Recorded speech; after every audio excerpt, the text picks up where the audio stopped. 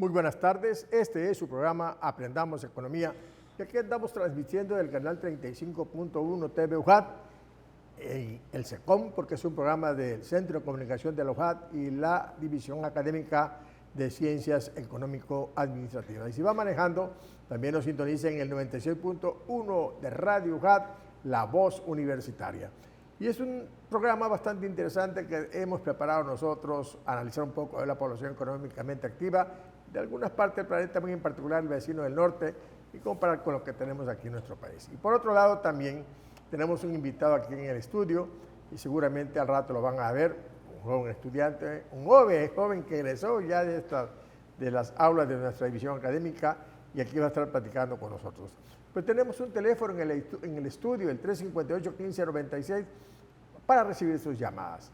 Y gracias por sintonizarnos allá en casita, ahorita que están tomando sus sagrados alimentos y seguramente reposando en sala, viendo la programación del canal 35 de TV UJAT, una programación bastante importante que tiene el canal universitario.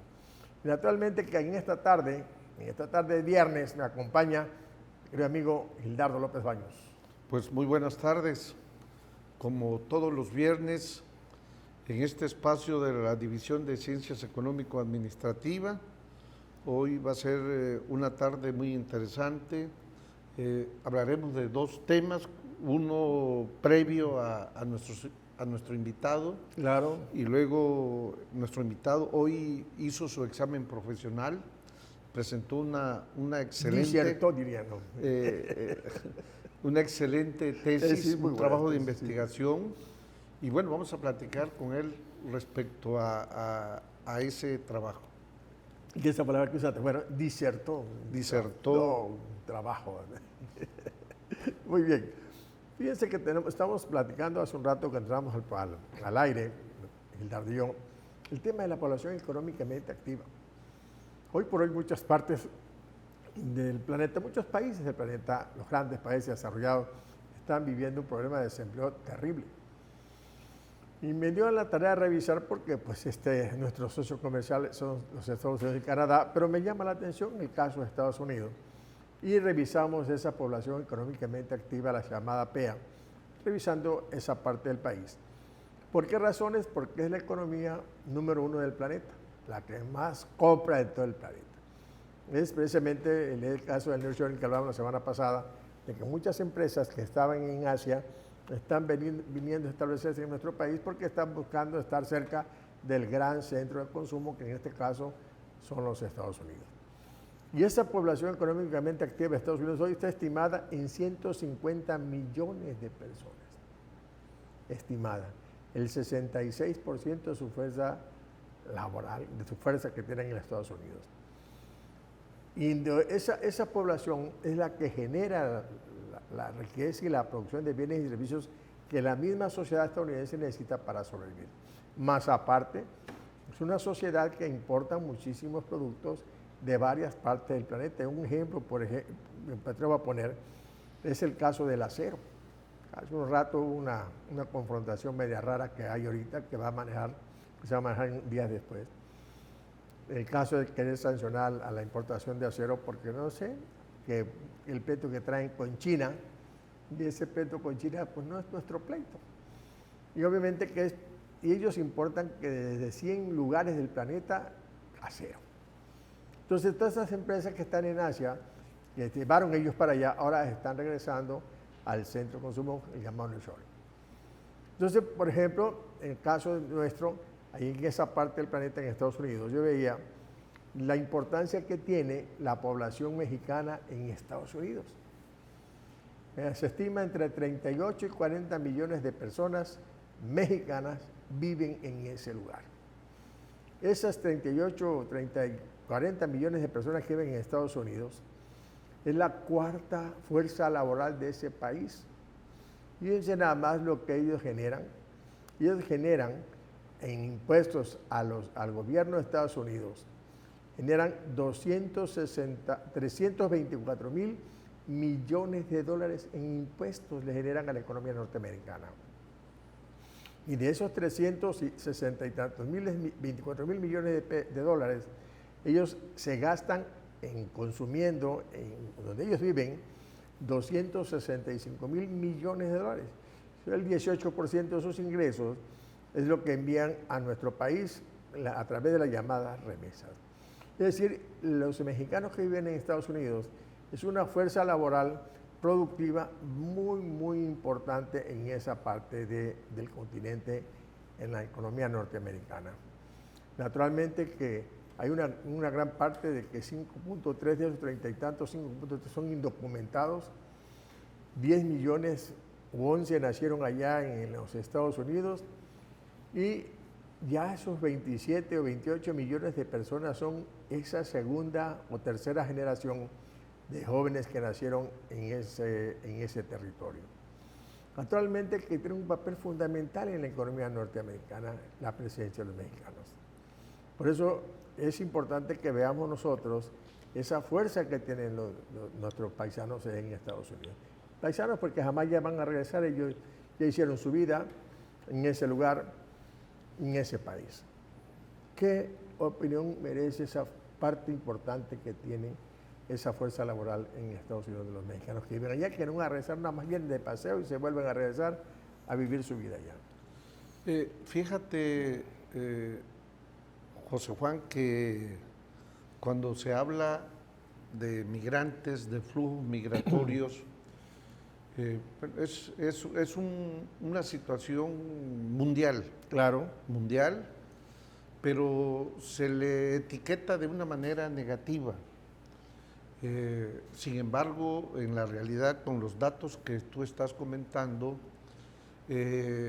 son gracias a estos flujos poblacionales que se da fundamentalmente en Europa, en Japón, en Estados Unidos. Así es. ¿Sí? Estos países han mantenido un crecimiento de su Producto Interno Bruto, como mencionabas, y ha sido benéfico para ellos.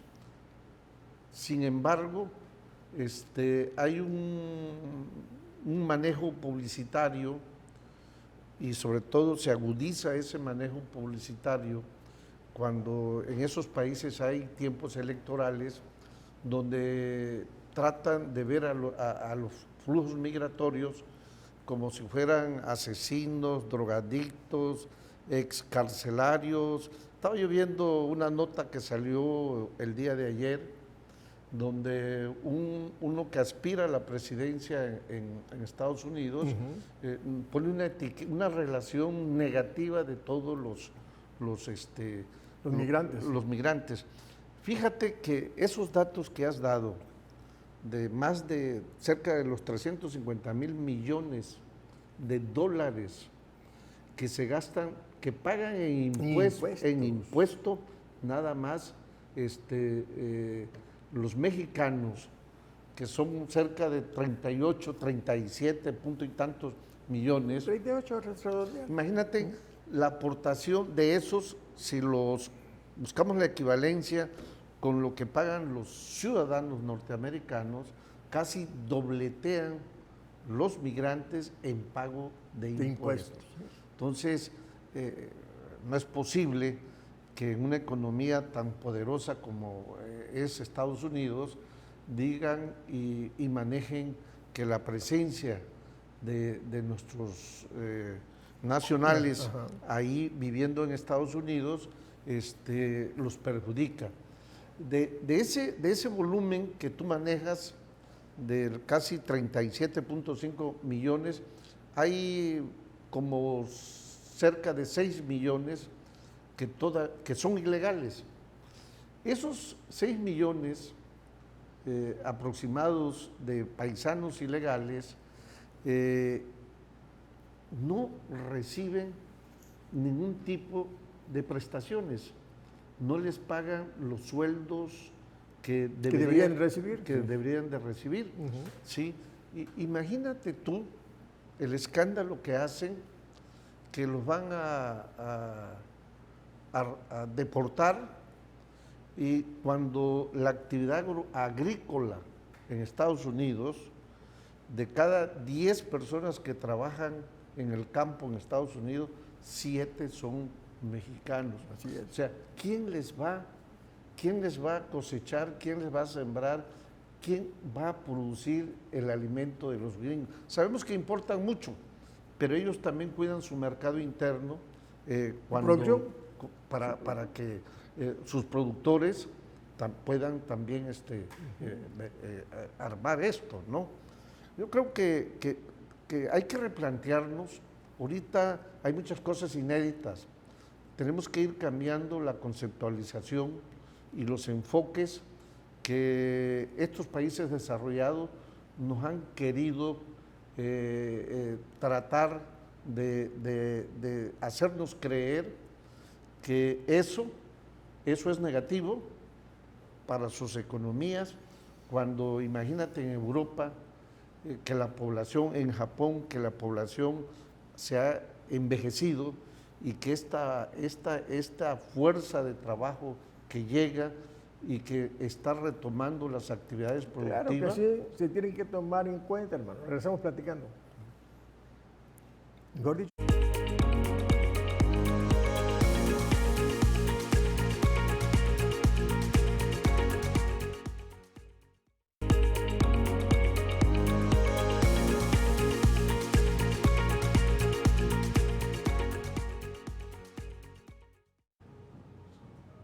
Platicando el tema de la población económicamente activa de Estados Unidos, de la cual migrantes mexicanos que tienen muchísimos años viviendo allá son parte de ella. Interrumpía al maestro Gilardo hace un ratito por la razón del corte que tenemos que hacer nosotros aquí en el canal. Pero decías prácticamente, fíjate que encontré un dato por ahí, que hay más de 570,000 pequeños negocios de mexicanos allá. El 12% de estos inmigrantes son dueños de negocios. Aportan una gran cantidad a la economía norteamericana. 17,000 millones de dólares en ingresos anuales. Es decir, vemos nosotros una situación de que no están pidiendo caridad ni viviendo la caridad, sino son gente altamente productiva. Te interrumpía tu plática. Sí, los flujos migratorios siempre han existido, es parte de la vida de la vida humana, del desarrollo de la sociedad. Y además se ve internamente en los pueblos. Cuando hablamos de migración, pensamos cuando se van a otros países a vivir, pero internamente en nuestros países hay migraciones del la campo ranchería hacia el pueblo, a la ciudad, al pueblo, el primer escalón, de ahí nos vamos a la ciudad. Y todo, o sea, siempre hay movilidad. Buscando mejorar la forma de vivir. En algunos casos es por querer, necesidad. ¿Sí? Por necesidad. Hay otros por situaciones de carácter de otra índole. Claro. ¿No?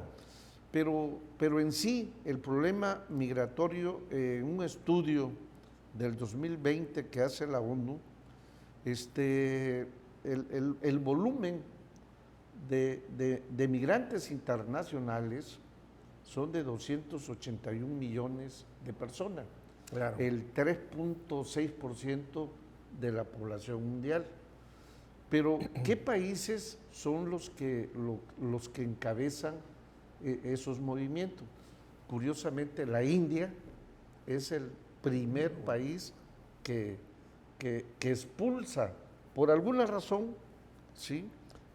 Nacionales a otros países. Sí. Le sigue China. Fíjate, los grandes poblados.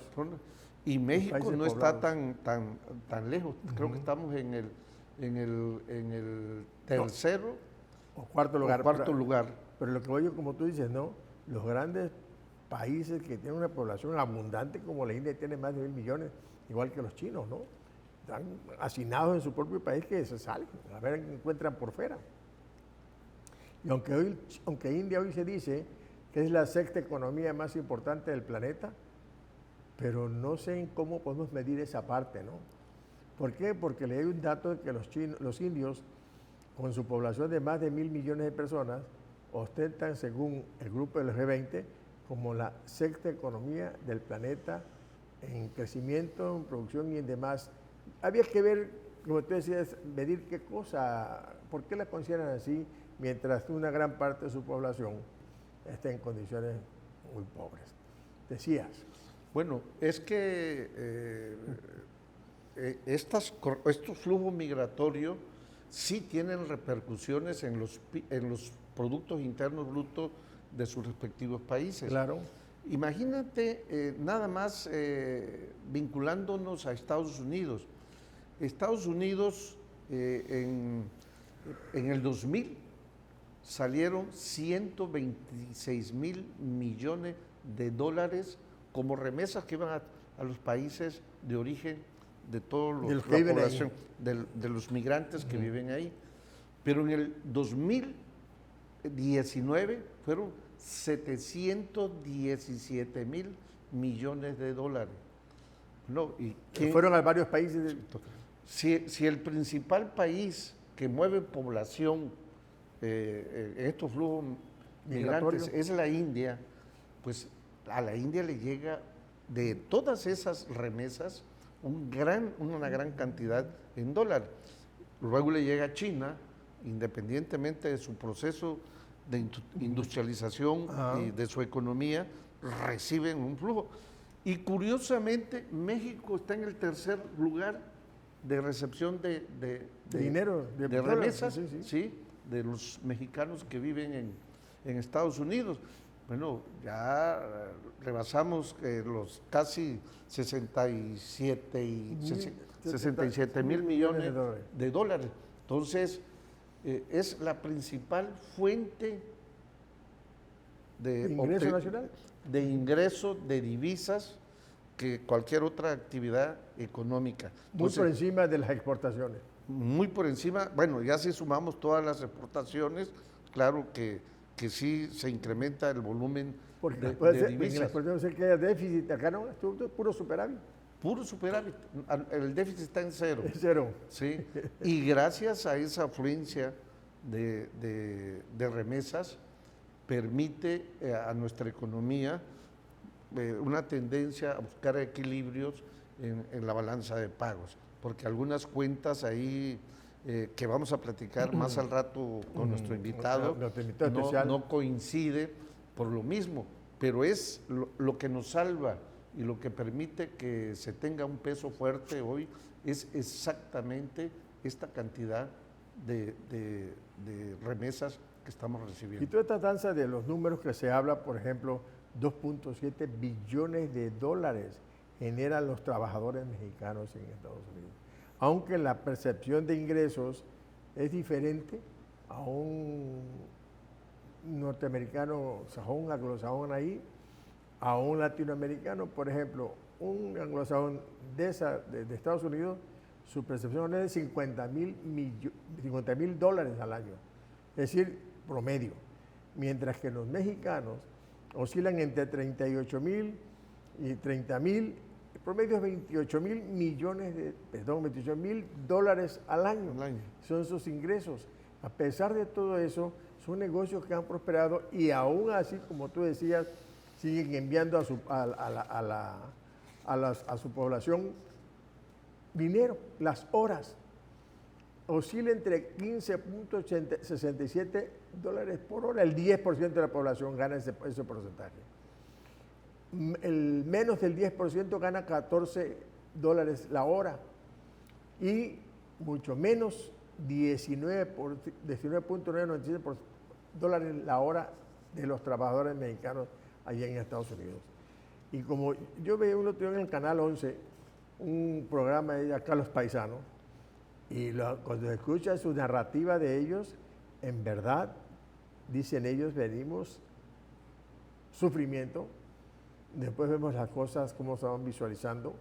Lo que yo veo es que el concepto de los negocios de ellos está orientado hacia la mexicanidad, pero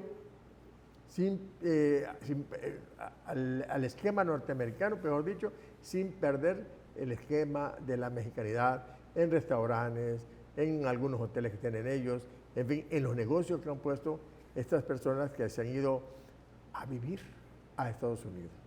Y los que yo he visto y he leído en los programas, es raro el que se va a Estados Unidos un mexicano y no prospera, porque va con la mentalidad de hacer algo, no nada más de irse a meter a los lugares para echarse a perder. Entonces, veamos nosotros de que los paisanos que están en Estados Unidos juegan un papel importante en la economía y hasta en la vida política de Estados Unidos. Así es, porque de alguna manera de los 37 puntos y tantos pon 38 millones, y redondéalo. Mexicanos, pero si le sumas los latinos que le llaman, porque para Estados Unidos no somos mexicanos, No, somos latinos. latinos. O sea, todo lo vinculado De México a hacia abajo. Latinoamérica somos latinos, no nos buscan diferenciar por países. Pero si nosotros nada más revisamos la parte proporcional de los mexicanos, lo que hablábamos hace rato, nada más en el concepto de impuestos, el volumen que representa esos impuestos que dejan nuestros paisanos adentro de Estados Unidos, representa un volumen que es superior a muchas economías latinoamericanas. Claro. Viendo a Colombia, por ejemplo. Colombia, que es un país importante en América del Sur, bueno, lo que nada más un grupo de mexicanos que viven en Estados Unidos, la aportación que realizan a la economía de Estados Unidos en pago de impuestos, imagínate el tamaño de lo que producen ellos allá. De lo que significa nuestros migrantes para la economía de Estados Unidos. Yo creo que hay que hacer justicia a quien justicia merece, honor a quien honor merece, porque los que están allá, obviamente también hay grupos de gente que no está en esa posición de la producción, pero sí un reconocimiento a los compañeros, a los paisanos, a todas esas personas que están allá viviendo y que son parte ya de esa sociedad norteamericana, de la economía de Estados Unidos, y que a pesar de todo, pues guardan su corazoncito, aquí lo tienen para México y seguramente no lo van a perder y esto va a seguir mientras ellos vivan allá, al rato no va a ser 37, sino van a ser muchos más y esta sociedad de mexicanos que viven allá juegan un papel importante en esa cultura. Primero, en la producción de bienes y servicios, contribuyen en el PIB. Segundo, en la vida cultural. Y tercero, en la vida política de los Estados Unidos. Es decir, el papel fundamental que tiene. Y esto, un reconocimiento, y cerramos esta parte de los compañeros allá. Y hay que reafirmarlo. Los flujos migratorios son parte de los procesos económicos mundiales. Yo quedé admirado viendo que Emiratos Árabes, el 88% de su población es inmigrante. Así Imagínate. Es. Que veas. Regresamos al corte. Seguir hablando de estos temas.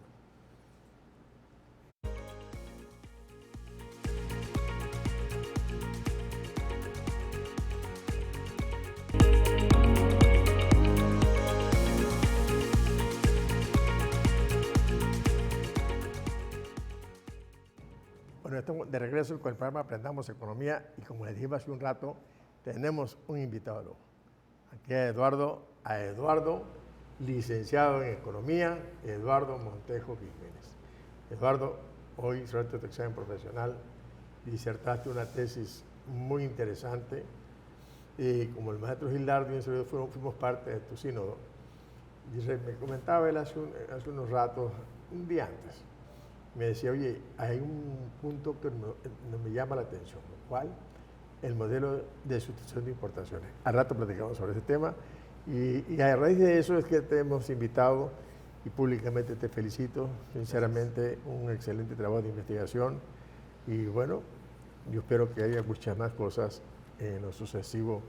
Y ahora uno dice en el título, ahora le llaman pregrado, el título licenciado en Economía.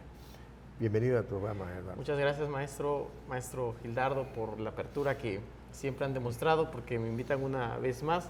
Así es, hoy tuve el honor de presentar mi tesis aquí con el presidente del jurado y el secretario del jurado. También agradecer aquí a la división que durante 5 años nos proporciona material bibliográfico, libros, artículos, acceso a muchos artículos, también a mi maestro José Félix, que fue mi director de tesis, y pues vamos a platicar un poquito.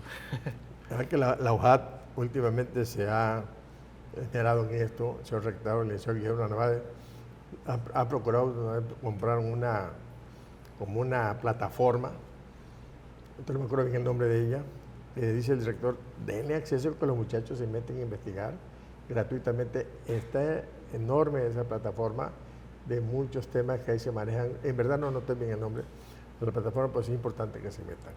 Ahí aparecerá en la página de la UJAT y hay información muy importante. Qué bueno, Eduardo, que estás con nosotros. Bueno, venimos a platicar contigo, en algunos casos a hacerte una pregunta y entro de lleno. ¿Qué te motivó a escoger este tema? Tu tesis se llama El deterioro de los términos de intercambio, teoría y actualidad. O sea, ¿cuáles fueron las motivaciones para ese tema? Pues fíjese, maestro, que yo desde siempre, cuando estaba en secundaria, prepa, siempre me llamó la atención esos años, aproximadamente 30, entre el 40 y el 70, de crecimiento económico en México y estabilidad inflacionaria. Cuando entro a la carrera, escucho un poquito en las clases, pero siempre me levantó cierta curiosidad ir más a fondo de eso de sustitución de importaciones. Decía, si era un modelo tan bueno, con tan buenas intenciones, ¿por qué no continuó? ¿Por qué llegó en una crisis? Después, por ahí, aproximadamente en pandemia, empiezo a encontrar, investigando, leyendo libros sobre la escuela de la CEPAL. Conozco ahí a Raúl Prebisch, entonces me empieza a atraer esa teoría. Descubro que de ahí es que nace este modelo de sustitución de importaciones. Empiezo a leer a Prebisch y veo que sus planteamientos, debido a que él es igual un latinoamericano, empieza a encontrar o empiezo a sentir cierta similitud con su pensamiento, con sus teorías, y creo que en su momento el diagnóstico que ellos hacían era correcto. Proponen también ahí el modelo de sustitución de importaciones, y desde ese momento empecé a investigar no solo a Prebisch, ya luego fui con Octavio Rodríguez, luego ahí me topé con Vania Bambirra, que es un poquito más de crítica a la teoría, ¿sí? Y pues empiezo a meter en ese tema. Entonces cuando sale la tesis, yo había pensado algo sobre el proteccionismo. El título original era Economía Política del Proteccionismo. Después fui delimitando y dije, no, me voy a enfocar en la teoría de la CEPAL, la escuela latinoamericana, y pues ahí fui entrándole. ¿Te motivó los planteamientos de esta escuela y eso fue lo que te hizo hacer esta investigación? Sí, así es. ¿Cuál crees que son los principales resultados de tu tesis? O sea, Ok, bueno, el principal resultado es decir, continuamos con esta dependencia externa que estos economistas dicen, bueno, el resultado del subdesarrollo latinoamericano fue la expansión del capitalismo que llegó a Latinoamérica, pero no se pudo expandir como se expandió en Europa, como se expandió en Estados Unidos, sino que aquí fue un intercambio que hacían o que se consolidó, en el cual los centros industriales exportaban bienes manufacturados y nosotros bienes primarios. Entonces se consolida ese sistema y ahí con el paso del tiempo no se iban reduciendo las brechas, sino que se iba aumentando. Entonces ellos consideran que el subdesarrollo es la dependencia externa y eso es estructural. Entonces ellos buscan modificarla. Hay algunos errores en la implementación de la política y unos choques igual políticos que no permiten que continúe este modelo. Entonces, el modelo que se implementa a partir de los 70s en Sudamérica y en México a partir de los 80s tampoco resuelve ese problema estructural. Entonces, una de las principales conclusiones es que a pesar del modelo político que continuamos de liberalización comercial desde el 82, a la actualidad no ha reducido esa dependencia estructural del sector externo, y que continuamos con esa dependencia de capital financiero, ya sea inversión extranjera directa o indirecta o endeudamiento. Fíjate que yo veía, hace rato yo tocaba este tema en clases, porque yo revisaba, daba macroeconomía, estoy dando economía en México. Y resulta que encontré dos cosas de este tema, ¿no? El problema de América es un problema de estructuras, como decíamos, ¿no? Estructura económica, social, política, cultural, hasta familiar. Entonces, ese grupo que tú mencionabas de economistas de América, de Sudamérica y México, hacen un estudio y pues también se crea la CEPAL a raíz de eso.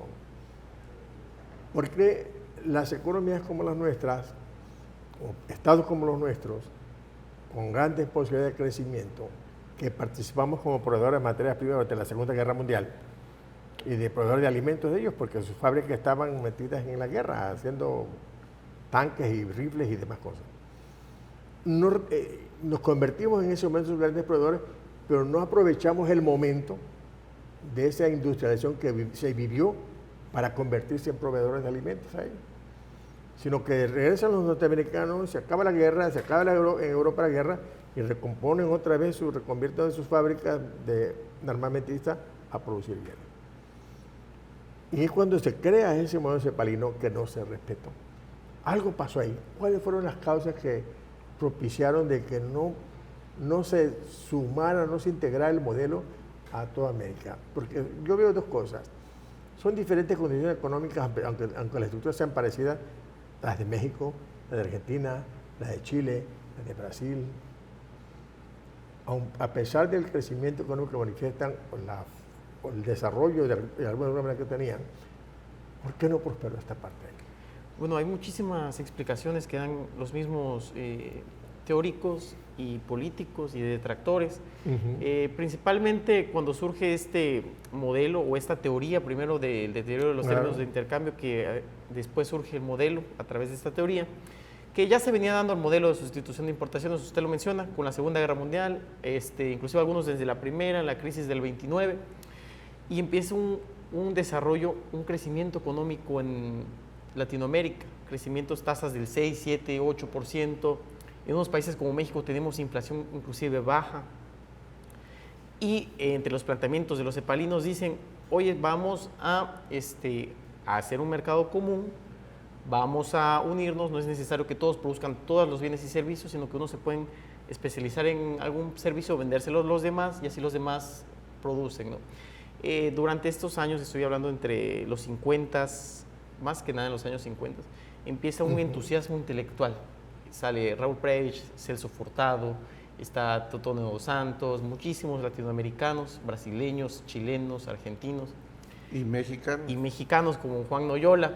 Entonces empiezan con un entusiasmo que se empieza a reflejar en la economía, con resultados positivos.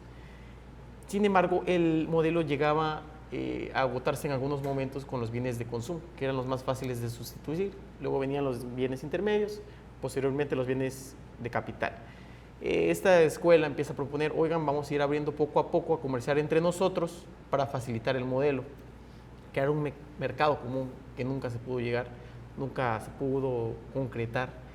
Pero lo más fuerte pasó que cuando en los años 70 empieza a haber una serie de movimientos políticos en Latinoamérica, empieza a haber golpes de Estado, por ejemplo en Chile en el 73, un golpe de Estado en septiembre, ahí estaba la sede, o ahí está la sede de la CEPAL, eso aprieta un poquito el surgimiento de estas ideas, además de que la CEPAL empieza a tener ahí, empieza a surgir una escuela paralela o unida igual, que se llamó también la teoría de la dependencia, que era un poquito más, tenía la misma diagnóstico, con un poquito de diferencias en la implementación.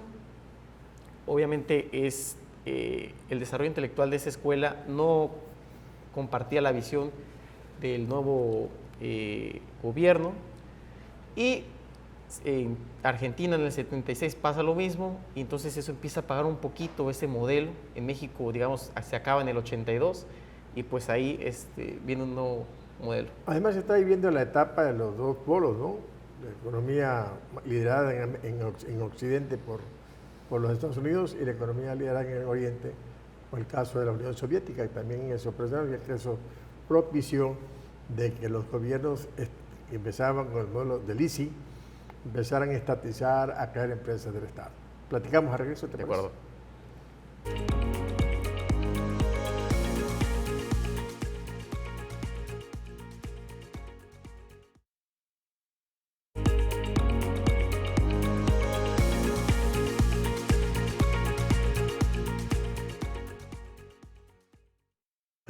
Ya estamos de regreso con su programa Aprendamos Economía y estamos platicando aquí con Eduardo, dos temas que tienen que ver con este modelo de importaciones. Que interrumpes un ratito lo que estabas diciendo. Sí, acerca de bueno, este modelo. continuando con esto que me mencionaba, me preguntaba el maestro sobre una de las conclusiones y hallazgos, la teoría de la CEPAL enfocaba su análisis en la balanza comercial, más que nada, oye, compramos más de lo que vendemos, no podemos financiar eso, y más a largo plazo, ¿no? Cuando analizamos el comercio global hoy día, que ha sido más complejo, encontramos que el déficit que tenemos en México de bienes o de mercancías no es tan grande como el de ingreso primario. En el ingreso primario tenemos utilidades, dividendos e intereses, y es 3 veces más grande ese déficit que el de mercancías. Fíjate nomás. No, el déficit en cuenta corriente no es tan grande, simplemente porque tenemos la ventaja de los paisanos que mandan remesas. Si no fuera por esas remesas que recibimos del extranjero, pues ese déficit se nos va más arriba, ¿no? Entonces ya hoy día esta teoría, aunque tiene un diagnóstico, hay que tomarla con cuidado con los cambios que ha habido en el sistema global, pero creo que valdría la pena ponernos a analizar este déficit, ya no tanto en el de mercancías, sino el de la cuenta de ingreso primario. Yo encontraba 3 cosas en ese modelo, 7 cosas. ¿Qué buscaba? Crecimiento económico, dejar de ser exportador de materias primas, resolver el comercio desigual entre países, agregar el valor a las materias primas, impulsar el desarrollo industrial y mejorar el bienestar de la sociedad. Ese era el objetivo de ese modelo de distribución de importaciones. Pues la verdad me gustó tu tema de que investigaras sobre este punto. Y a eso nos llama la atención, una tesis bastante interesante, con algunas teorías en tu marco teórico que me llamaron la atención mucho sobre economía. Y en lo particular a mí, este modelo fue que se extrajo de la investigación para que nos comentáramos aquí. Sí. Sobre este modelo, muy bien. Sí, bueno, es un tema interesante que yo sé que no soy el único que le ha llamado la atención de los estudiantes, más en la clase que usted da de Economía de México, o Historia Económica de México. Ahí se ven mucho estos temas del modelo de sustitución de importaciones. Si vemos Claro. porcentajes, ¿no? Crecimiento entre 40 y 70, y 70 y 90, entonces decimos, oye, ¿por qué no seguimos ahí? Si nos iba tan bien, ¿no? Entonces es un tema que hay mucho por continuarle, no solo para investigar lo que ya se dijo, sino cómo avanzar o cómo hacer progresar esa teoría. ¿Qué podemos aportar hoy día a los estudiantes de economía o maestros de economía y doctores de economía con la base ya sólida que han hecho los economistas latinoamericanos? Qué bueno, comentabas algo sobre un Sí, libro que traes. Eduardo, y para el público que nos está viendo, aparte de felicitarte por tu tesis Gracias. de investigación que hiciste, aquí, miren, esta es una revista, bueno, es un libro que acaba de publicar el Colegio Nacional de Economistas. ¿Y qué creen? En este libro viene un capítulo de la tesis de Eduardo. O sea, eso pues es un gran honor que tu tesis, inclusive antes de presentarla formalmente, el Colegio Nacional de Economistas reconoce tu trabajo, tu esfuerzo, y en ese sentido incluye este capítulo. En ese documento. En este libro. Sí. Entonces, eso le da una gran solidez a tu trabajo, porque vienen varios colegas ahí que exponen temas que quedamos de que estos artículos los vamos a comentar posteriormente en una mesa redonda, y donde tú nos plantees a los jóvenes exactamente la sustitución de importación. Tiene muchas aristas, condiciones externas, internas, de todo. Tú aquí, el comentario en la mañana que te faltó el tipo de cambio. De cambio, sí. Sí, con el tipo de cambio hubiera cerrado el circuito y se hubiera entendido mejor. Bueno, yo le voy a decir la que el situación. presidente ese tema ahí en la No, mesa. se lo estoy diciendo para que se ponga Estudiar. a machetear y ya lleve una visión de eso. Un poco más amplia. Eduardo, ¿qué más podrías agregar con este tema de tu tesis, de tu investigación, de este modelo que estamos revisando nosotros aquí? Pues como mencionaba el maestro Gildardo ahí, que es además el presidente del Colegio de Economistas de Tabasco, que lo tenemos aquí en la DACEA, pues sus alumnos pues ya lo saben, ¿no? Lo tienen ahí. Por si no lo saben, ¿no? Por si no lo saben. No, sí, él también ha aportado y ha apoyado demasiado a los economistas ahí en el Colegio Nacional, con la publicación igual de este libro. Le agradecemos al maestro Gildardo. Sí, como mencionan, aquí publico un capítulo, hablo acerca de las teorías que se han hablado sobre el comercio exterior. Iniciamos con los mercantilistas, que son los que primero se enfocan mucho en el comercio exterior. Encuentran algunos la riqueza ahí en el comercio exterior, pero de manera subyacente también buscan la industrialización, es decir, producir en su país lo que antes importaban. Y ahí se va desarrollando el pensamiento económico. Con la CEPAL tenemos un nivel de análisis más grande y pues más orgullo, porque son hermanos argentinos, chilenos, brasileños y mexicanos los que desarrollan teóricamente esta escuela. Claro, pues sobre todo porque ven la misma dinámica que hay entre estos países. Es que lo único que varía aquí es el lugar, ¿no? Hay algunas variables que quizá no sean muy apegadas a ellos, sino que quizá no las tengan, ya las cubrieron, pero al final de cuentas todos estos elementos son parte de la vida de México, de la vida de Argentina, de los pueblos, inclusive de Brasil, ¿no? Que no hablamos el mismo idioma, pero que al final de cuentas es parte de la integración de esta parte. Inclusive alguien por ahí ha pensado formar una integración comercial desde México hacia abajo, alguien comentó ese tema. Pero ese planteamiento está desde años, desde hace mucho tiempo. Y por algo no se ha podido hacer, ¿no? Por los intereses, claro, fundamentalmente del imperio. Y cuando hablamos del imperio nos estamos refiriendo al de arriba, claro, de Estados Unidos. Y fue el que bloqueó todo esto del ICI, porque estaba funcionando, sí. Ahí buscó la forma cómo desbaratarlo, porque empezaban a los polos de las empresas de Estado-Nación, entonces estatizar cosas, y eventualmente los militares para que desbaratara todo eso. Y ahí se acabó este proceso de sustitución de importaciones. Eduardo, ¿qué le puedes agregar a este tema? ¿Algún comentario a tus compañeros que están por titularse para hacer la investigación? Quiero precisamente hacerles una invitación aquí a los compañeros que hagan su tema de tesis, que vale la pena. Es un producto que dejamos nosotros a la universidad después de los años que nos ha brindado esta educación de calidad. Pues anímense, la verdad vale la pena. Es también es de manera personal pues gratificante, y pues les recomiendo aquí a los maestros, al maestro Gildardo, por ejemplo, si les gustan los temas de economía política, teoría, historia del pensamiento económico, él siempre y cuando con su agenda entre para ser asesor de tesis. También el maestro Juan Paz, los temas de historia económica de México, economía de México, cuando les interesan temas de agricultura, manufactura, servicios. Ellos dos son grandes maestros que tienen muchísimos años y experiencia y que manejan temas teóricos, y la verdad que tenemos que aprovecharlos ahorita que nos ayudan con las asesorías de tesis, y pues adelante. Yo creo que es una buena oportunidad que tienen todos los jóvenes. Acuérdense que cualquier investigación que hagan ustedes apoya a su licenciatura. Yo siempre he dicho a todos los demás muchachos que estudian contaduría o que estudian administración o que estudian mercadotecnia, investiguen para que las cosas, para que esto mejore y califiquen bien a nuestra licenciatura cuando se evalúan y se acreditan. Y llegamos al final de nuestro programa, vayamos cerrándolo por esta parte. Sí, pero yo nada más quiero comentarte, Eduardo, no es nada más el maestro Paz y un servidor. De acuerdo. Tenemos una planta docente, tanto en economía como en las otras carreras. Así es. De primer nivel.